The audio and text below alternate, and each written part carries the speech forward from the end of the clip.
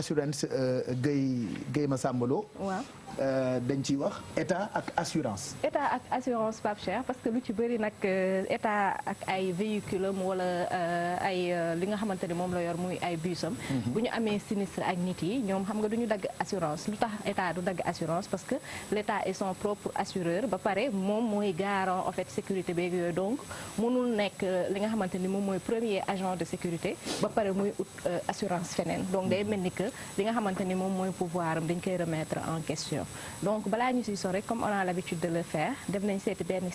spécialiste en la personne du responsable juridique bu Dakar Dem Dikk mu expliquer ñu loolu ak ñoom ñi nga xamante ne ñoo nekkoon Dakar Dem Dikk avant daaw ñu dagg assurance mais ak seen direction bu bees bi léegi dañu commencé dagg assurance le pourquoi ñu dellu si waat si plateau bi. dafay accidenté du am sax assurance mais ñu fay victime bi. parce que dafa am fonds de garantie automobile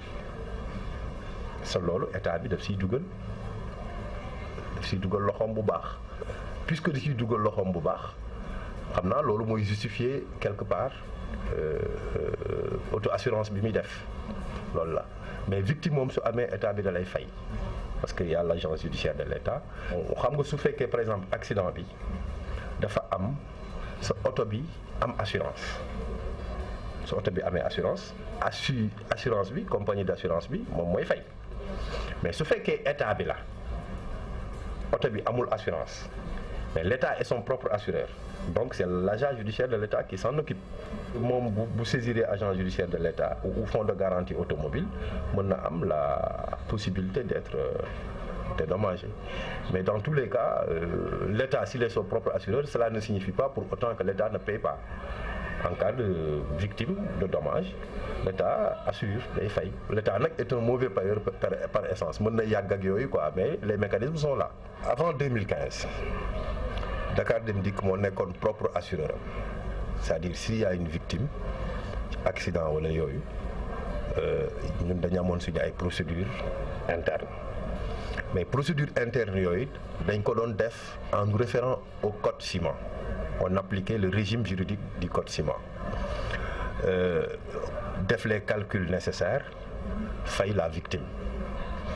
situation boobu lañ fi fekk mais à partir de 2015 parce que quand nous sommes venus en 2014 quand le directeur général est arrivé bon lui il a constaté la situation il a dit que ça il faut qu'on corrige. Parce que c'est vrai que l'État est son propre assureur nous sommes une société boo xamante ni participation état bi moo ci ëpp daanaka état bi moo ko moom waaye dañu war a conformer wu aux règles du code ciment 2015 ba 2018 si yoon boobu nañuy jaar chaque année on renouvelle l'assurance dañuy assurer wat bis donc loolu amoon na fi. bañ nekkoon nañ suñu propre assureur mais léegi nekkatuñu suñu propre assureur état mooy yow mooy man mooy ñun ñëpp suñu doole ñun ñëpp moom la ñuy boole jox ko état li nga xamante ni jig na état jigul lu dul état donc état mën na nekk son propre assureur loolu xel nangu na ko du fait de la puissance publique du fait du service public du fait il y a beaucoup d'éléments qui font que l'État peut être son propre assureur donc sur ce plan-là il y a pas de problème moi j'ai pas de problème sur ce niveau mais les démembrements de l'État je crois que Dakar Dem Dikk vivre na situation boobu situation boo xamante ni moom moo nekkoon propre assureur am mais loolu c'est avant 2015 en 2014 avec l'arrivée du directeur général Maître Moussa Diop il a dit que lui, il va changer les choses. Il n'en est pas question que nos bus circulent sans être assurés. Et il a lancé le marché de l'assurance. Donc de 2015 à nos jours, les bus de Dakar Dem Dikk sont assurés.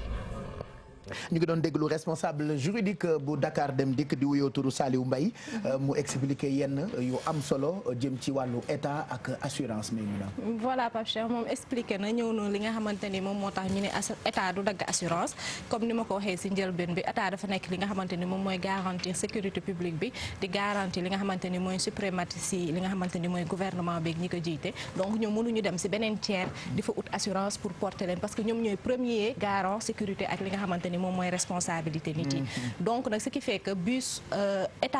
auto état maanaam auto fonctionnaire yi. auto yenn ministres yi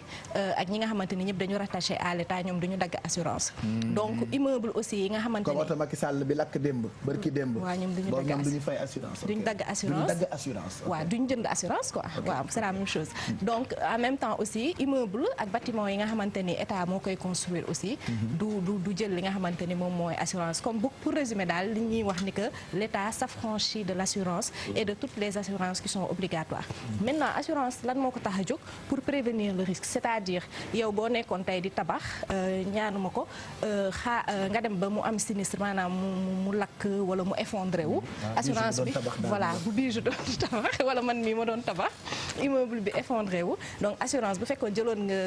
assurance pour prévoir wala prévenir risque boobu noonu ñoom dañuy jël li nga xam ne defoon nga ko fa yëpp ñu delloowaat la ko.